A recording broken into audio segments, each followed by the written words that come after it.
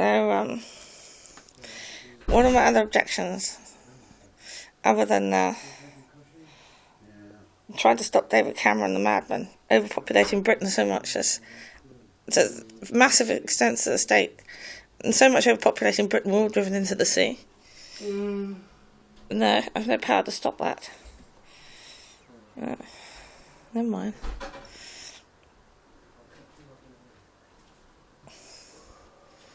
Quite a few other politicians are doing it in other countries.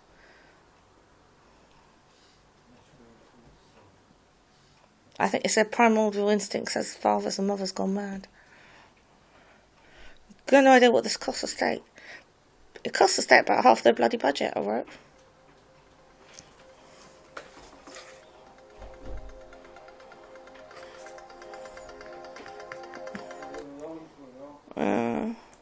My BlackBerry's playing up.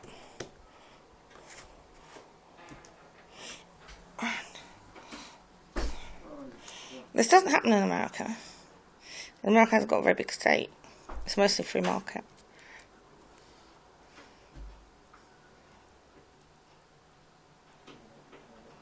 It's very cheap to live in America, so it's quite cheap to bring up a child. That's how the Americans do it. And they get a lot of immigration, which is natural to America. And America's always been naturally... And it doesn't like the immigration to go mad. It tries to stop it as much as possible, but... It's a very fluid country. It never really had a national root or national identity. Its national identity is partly immigration. Its national identity is a culture. It's not really genetics.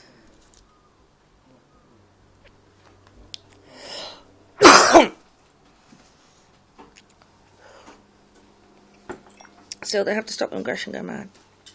If immigration goes too mad and they do try everything in their power to stop it, then America does start to experience a lot of problems.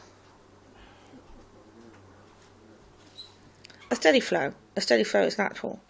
Their genetics benefit a lot from new blood, and a steady flow of immigration has always been the way America's made up. Its identity is a culture, not genetics. Well, in many countries, its identity is both a culture and genetics. I mean, we've got a picture of France here.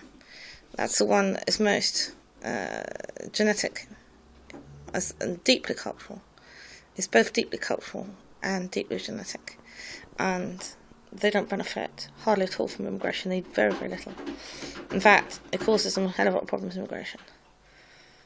And more, the Australians go too far the other way, all right? They give themselves problems by not knowing enough.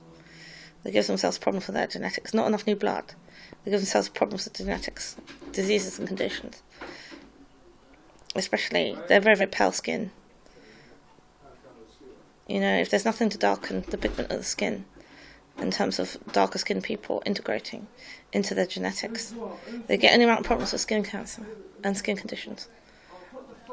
That's the worst problem, but there are quite a few others. Look at maternal conditions and the white trash genetics.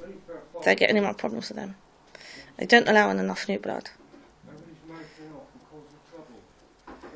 Definitely, those genetics of darker skin pigments, they could benefit from greatly.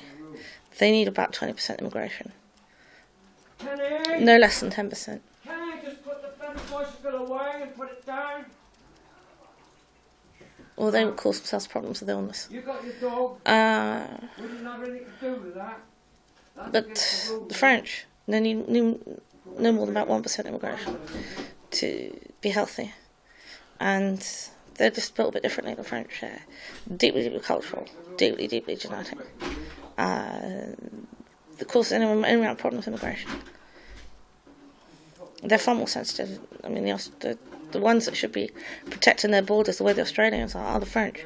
Right? The Australians should loosen up a lot. All of my books, right? This isn't off the top of my head. I don't want to have to keep repeating that to you guys, right? Take me 10 years to work it out using Jedi techniques, right? The stuff I'm telling you. It is not an immediate guess off the top of my head, right? If you want to find out about that, you have to read the books. Right? Where all of this is worked out.